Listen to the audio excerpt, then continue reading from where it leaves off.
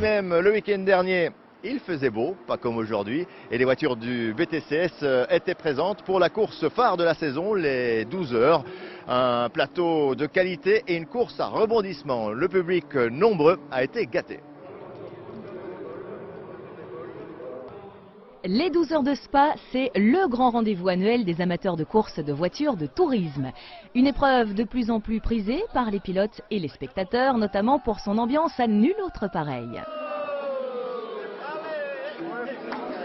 Pour cette 8e édition, le plateau est somptueux avec pas moins de 12 silhouettes au départ. La catégorie reine du BTCS, c'est un record. L'épreuve est particulière par sa durée, mais également par son importance dans le championnat. Il y a en effet le double de points en jeu et l'attribution se fait par tranche, de quoi pimenter la stratégie. Il y a des points toutes les 3 heures, donc il faut essayer d'être bien aussi aux 3 heures, parce que c'est vrai que si on n'a pas la chance d'arriver au bout, au moins ce sera déjà ça de prix. Donc il ne faut pas brûler toutes ces cartes dans les 3 premiers tours. Auteur du meilleur chrono lors des qualifications, le trio Van Bellingen, Stulti, Maas se fait d'emblée souffler la pole par la Kia de Koen Wouters. Suivent la Mégane, la Volvo et la Gomez au look de Sirocco. Mais rapidement, Fred Bouvis se défait de Steve Van Bellingen. Il prend la 2e position et se place en premier chasseur de la Kia de tête.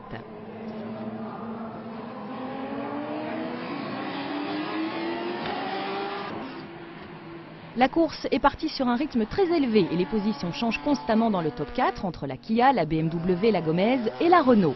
La Kia de Mounens, Thierry Lemeray et la Volvo sont en embuscade derrière les 4 furieux.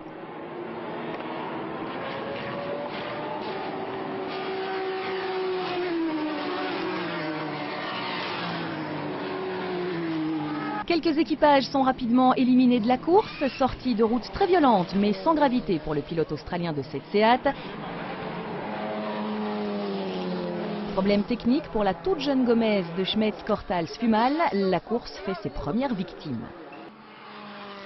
Après 3 heures de course, la première allocation de points tombe et surprise, c'est le clan Volvo qui fait le plein. La stratégie de la famille Neri a parfaitement fonctionné malgré quelques impondérables. C'est un petit peu grâce à Vincent aussi qui a perdu sa gourde dans la voiture, donc on s'est dit on s'arrête, c'est sûr qu'on s'arrête au début. Heureusement on a eu des safety cars et ça nous a permis d'aller jusqu'aux 3 heures, c'est ce qu'on avait calculé, donc c'était parfait. Les 12 heures de Spa étaient seulement la 3e course de la Volvo S60, une voiture toute jeune qui n'en est qu'au début de son développement. Il n'a fait que 2 sprints jusqu'à présent, enfin 2 sprints, 2 semi-endurance. C'est son premier 12 heures, donc bon, on espère que les maladies de jeunesse sont passées sur les courses précédentes. On a mis toutes les chances de notre côté, mais bon, la course reste la course, donc on croise les doigts et avec les pilotes qu'on a, bon, on espère la mener au bout.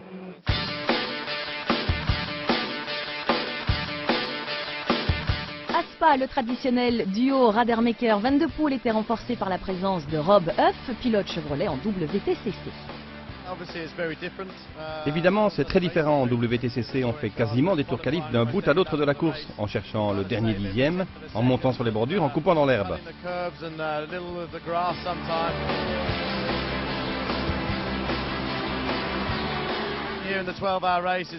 Ici, dans une course de 12 heures, c'est d'abord une question de gestion du trafic, de préservation de la voiture et éviter les fautes.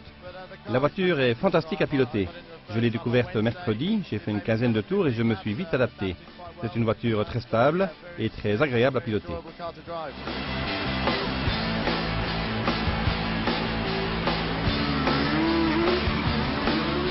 C'est un nouveau projet qui débute et donc déjà pas mal en compétitif, on manque encore légèrement performance, on l'a vu au chrono.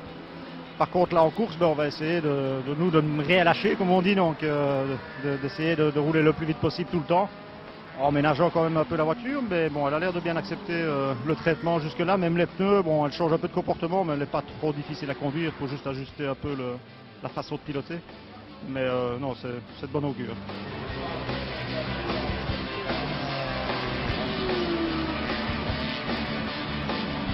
On a ce chouette projet avec le campus de mettre en situation des stagiaires qui espèrent que ça deviendra leur métier un jour. Et ça se passe bien pour le moment, l'entente est bonne. Il y a encore beaucoup d'apprentissage de part et d'autre, mais ça avance. on est supporté par l'importateur et par Volvo Cars Corporation en Suède. Et donc bon, bah, on espère avancer pour arriver vraiment à un niveau de compétitivité très très élevé.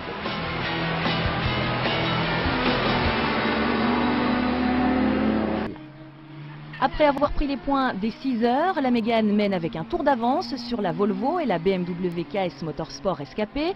La course semble sous contrôle chez Delahaye Racing.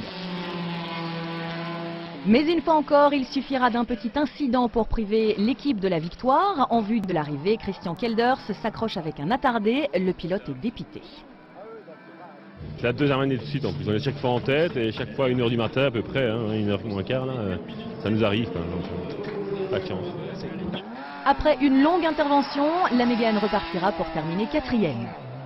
La Volvo a hérité de la tête, mais derrière, Ruben Maas fait le forcing. À moins de 3 minutes de l'arrivée, la BMW fait la jonction et double Eric Van de Poel.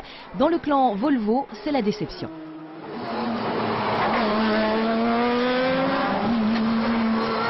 Oui, mais c'est la course, il n'y a rien à faire. Il y a des voitures plus performantes que d'autres et on s'est bien battu. Je crois qu'on a fait une super course vu les essais qu'on a eu, tous les petits problèmes. L'équipe a fait un travail formidable et on est très heureux d'être second. Bon, il n'y avait rien à faire, je ne pouvais pas aller plus vite. Victoire à l'arraché donc pour le trio Van Bellingen-Stulti-Maas. Sans aucun doute, cette édition 2010 des 12 heures de Spa restera dans les annales. Rares sont en effet les courses d'endurance qui se jouent dans l'avant-dernier tour. Et champagne.